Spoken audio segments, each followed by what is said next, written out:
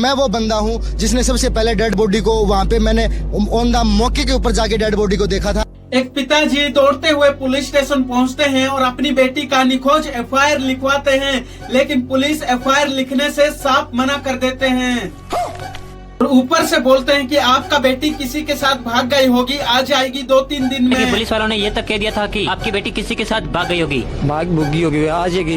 लेकिन 2 दिन के बाद उस लड़की का डेड बॉडी खेतों में मिलता है। मैं वो बंदा हूँ जिसने सबसे पहले डेड बॉडी को वहाँ पे मैंने ऑन द मौके के ऊपर जाके डेड बॉडी को देखा था। उस लड़की को बेरहमी से रेप करके उसका आंखें और किडनी निकाल दिया था और उससे मन नहीं भरा तो उसका गर्दन काट के और उसके बाद दोस्तों एसिड भी डाल दिया। उसकी तो जब मैं डेड बॉडी के पास गया था ना, उसकी ये चीज यहाँ से कटी हुई थी इस जगह से, और इतने सी 5-7 mm पीछे से गर्दन बची हुई थी, बाल उसके ऐसे घुमा करके उसके चेहरे पे आ गए थे। तो चेहरा था ना बिल्कुल जला पड़ा था, कंकाल दिख रहा था। ये मर्डर इतना दर्दनाक और इतना खौफनाक था कि शैतान का भी रूह कांप जाए।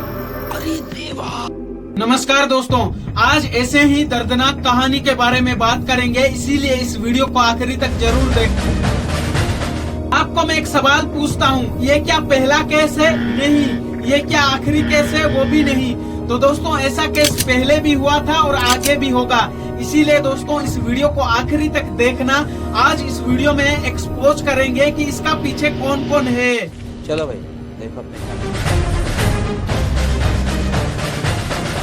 आप जो स्क्रीन पर देख रहे हैं हंसती खेलती हुई लड़की को, इसका नाम है दोस्तों मनीषा, उम्र 19 साल। इनका पिताजी एक मजदूर है। गरीबी और पैसों की तंगी की वजह से मनीषा अपनी पड़ोस गांव में एक सिंघानी स्कूल में पढ़ाने लगी। शाबाश बेटा, बहुत बढ़िया।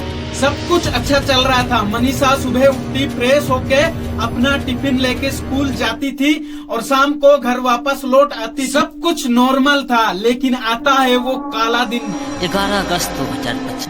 11 अगस्त 2025 दोस्तों, उस दिन भी मनीषा फ्रेश होकर अपना टिफिन बॉक्स लेकर स्कूल जाती है और बच्चों को आराम से पढ़ाने लगती है और करीब 11:30 बजे अपने पिताजी को फोन करके बताती है कि पिताजी मुझे BSSC नर्सिंग कॉलेज का एडमिशन फॉर्म लेने जाना है, तो आने में लेट हो जाएगा। पिताजी हंस के बोलते हैं ठीक है बेटा, और उनके बीच में 10 से 15 मिनट अच्छे से बातचीत होता है। लेकिन पिताजी संजय को ये पता नहीं कि उनका बेटी के साथ ये आखिरी बातचीत है। मनीषा फोन काट के फिर से बच्चों को पढ़ाने लगती है। 2:30 बजे स्कूल से छुट्टी लेकर मनीषा कॉलेज के लिए निकल जाती है। जाने के टाइम में आप लोग रोड का कुछ CCTV फुटेज देख सकते हैं। मनीषा फॉर्म लेने के लिए कॉलेज तो गई, लेकिन वापस कभी नहीं आई। अरे देवा।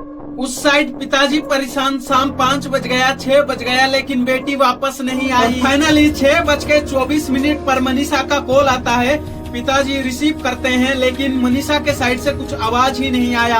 पिताजी बोलते हैं हेलो हेलो हेलो बेटा, लेकिन मनीषा के साइड में कुछ आवाज ही नहीं आया और ये कॉल 10 सेकंड तक चला और पूरा कट हो गया। 6:26 में मेरी घंटी बजी, उसका कट गया। फिर मैंने 6:26 मतलब पूरी नहीं हुई थी, कुछ सेकंड बची हुई थी, मैंने उसके साथ अपना फोन उठाया, साथ ही साथ कॉल किया, फोन बंद था उसका। उसके बाद पिताजी रिटर्न कॉल करते हैं, लेकिन मनीषा का नंबर स्विच ऑफ आता है। तो पिताजी घबरा के उस कॉलेज में ढूंढने के लिए जाते हैं जिस कॉलेज में मनीषा गई थी, और उस कॉलेज का सिक्योरिटी को पूछते हैं कि यहाँ पर मनीषा नाम का लड़की कोई आई थी क्या? तो सिक्योरिटी बोलता है कि मुझे पता नहीं। उसके बाद पिताजी ने कॉलेज के अंदर जाकर ढूंढा, लेकिन मनीषा कहीं पर भी नहीं मिली। लेकिन वहाँ पर 3 आदमी थे जो कि ड्रग्स और दारू पी रखे थे। हैरान की बात तो यह है कि पिताजी ने उन तीनों को पूछा कि मनीषा नाम का लड़की कोई आई थी क्या, येलो कलर का ड्रेस पहनी थी? तो उन तीनों ने बताया कि यहाँ पर ऐसी लड़की तो कोई आई ही नहीं थी। ये बात सुन के मनीषा के पिताजी और थोड़ा घबरा जाते हैं और वहाँ का स्टाफ को बोलते हैं कि कॉलेज का CCTV फुटेज दिखाओ। उस कॉलेज के स्टाफ के साथ ही उन कॉलेज वाला स्टाफ ने कुछ भी किया है तो उन्होंने कैमरे की फुटेज बाद में दिखाई है आपको? नहीं दिखाई। लेकिन कॉलेज स्टाफ CCTV फुटेज दिखाने के लिए साफ मना कर देते हैं। स्टाफ बोलते हैं 2 दिन के बाद ही प्रिंसिपल आएंगे, तभी जाकर हम लोग CCTV फुटेज दिखा सकते हैं। ये बात सुनकर मनीषा के पिताजी जान हथेली पर रखकर पुलिस स्टेशन पहुंचते हैं और अपनी बेटी का निखोज FIR दर्ज करवाते हैं, लेकिन पुलिस FIR लिखने से साफ मना कर देते हैं। ऊपर से ये बोलते हैं आपका बेटी जवान है, भाग गई होगी किसी के साथ, आ जाएगी 2-3 दिन में। अरे होगा किसी लड़के का साथ अफेयर और उसके साथ वो भाग गई होगी। पुलिस के मुंह से ऐसी बात सुनकर मनीषा के पिताजी रोने लगते हैं और गिड़गिड़ा के बोलते हैं कि मेरी बेटी ऐसी नहीं है, प्लीज आप लोग FIR लिखिए। नहीं इंस्पेक्टर साहब, मेरी बेटी मनीषा ऐसी नहीं है। उसके बाद भी पुलिस FIR नहीं लिखते हैं और ऊपर से ये बोलते हैं कि आपने ही अच्छे से नहीं ढूंढा होगा, जाके अच्छे से थोड़ा ढूंढिए। ये सब सुन के आपको ऐसा लग रहा है ना कि ये कोई मूवी का स्टोरी है। ये कोई मूवी का स्टोरी नहीं है दोस्तों, ये हरियाणा का एक रियली घटना है। आपसे मैं एक सवाल पूछता हूँ, अगर पुलिस ही ऐसा बर्ताव करेगी आम इंसान के साथ, तो आम इंसान पुलिस के पास नहीं जाएंगे तो किसका पास जाएंगे? कॉमेंट करके जरूर से बताना। कहानी पर वापस आते हैं। मनीषा के पिताजी उदास होकर खुद से ही गांव-गांव ढूंढने लगे, लेकिन मनीषा कहीं पर भी नहीं मिला।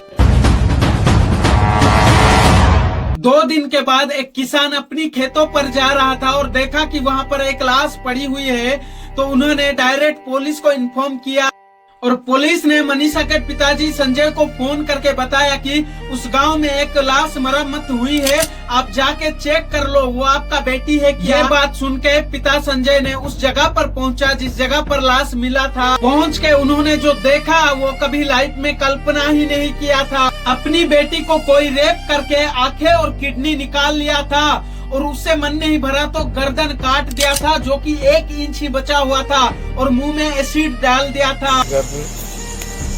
हथियार से कट गई। इतना दर्दनाक घटना देखकर वहां का लोकल लोग आग बबूला होकर प्रोटेस्ट करने लगे। जब प्रोटेस्ट ज्यादा बढ़ने लगा तो वहां का प्रशासन ने इंटरनेट को ही बंद कर दिया ताकि लोगों का आवाज को दबाया जा सके।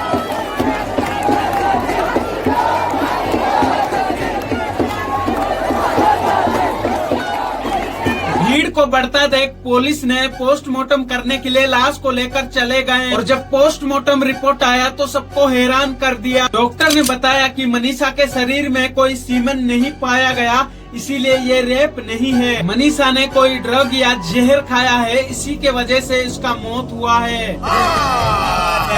झूठ बोल रहा है। यहाँ पर डॉक्टर को मैं एक सवाल पूछना चाहूँगा, मनीषा ने जब जहर खाया तो आंखें और किडनी निकाल के जहर खाया या फिर जहर खा के आंखें और किडनी निकाला और अपना गर्दन भी खुद काटा? आप लोग कमेंट करके जरूर से बताना। कहानी पर वापस आते हैं। डॉक्टर का जब ये पोस्टमार्टम रिपोर्ट पब्लिक ने देखा तो गुस्से में आग बबूला होकर प्रोटेस्ट को और ज्यादा बढ़ाया। जान दे देंगे इसके लिए, क्या बात कर रहे हो आप सबका बहुत बहुत धन्यवाद। तब पुलिस को मजबूर होकर और एक हॉस्पिटल में पोस्टमार्टम करवाना पड़ा।